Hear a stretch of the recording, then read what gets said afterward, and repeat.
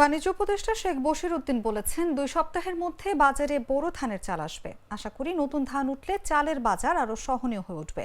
মঙ্গলবার ভোজ্য তেলের আমদানি ও সরবরাহ সহ সার্বিক বিষয় পর্যালোচনা সংক্রান্ত এক সভা শেষে সাংবাদিকদের এসব কথা বলেন তিনি। বাণিজ্য উপদেষ্টা বলেন, দুঃখজনকভাবে বেশ কিছুদিন ধরেই চালের দাম বেড়েছে। 2 সপ্তাহের মধ্যে বাজারে বোরো ধানের চাল আসবে। চিকন যে চাল, বিশেষ করে নার্জিশাইল বা মিনিকেট, এটা কিন্তু বোরো মৌসুমের চাল থেকেই আসে।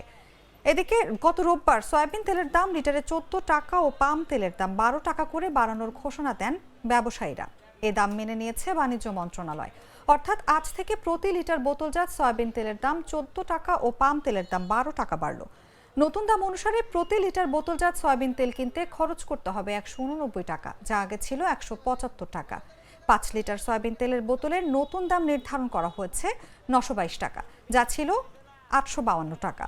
বোতলজাত তেলের পাশাপাশি খোলা সয়াবিন ও পাম তেলের নতুন দাম হবে প্রতি লিটার 169 টাকা, যা ছিল 157 টাকা।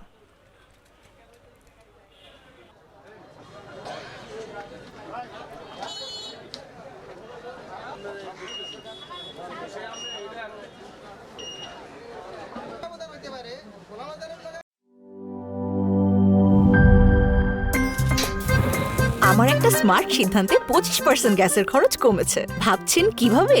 সাধারণ গ্যাস স্টোভ বদলে আমি এনেছি আরএফএল গ্যাস স্টোভ। এর সাইন্টিফিক নজেল ও ব্রাস বার্নার ক্যাপ সমানভাবে তাপ ছড়িয়ে রান্না করে দ্রুত। তাই গ্যাসও বাঁচায় 25%, টাকাও বাঁচে 25%। আরএফএল গ্যাস স্টোভ নিরাপদ ও গ্যাস সাশ্রয়ী।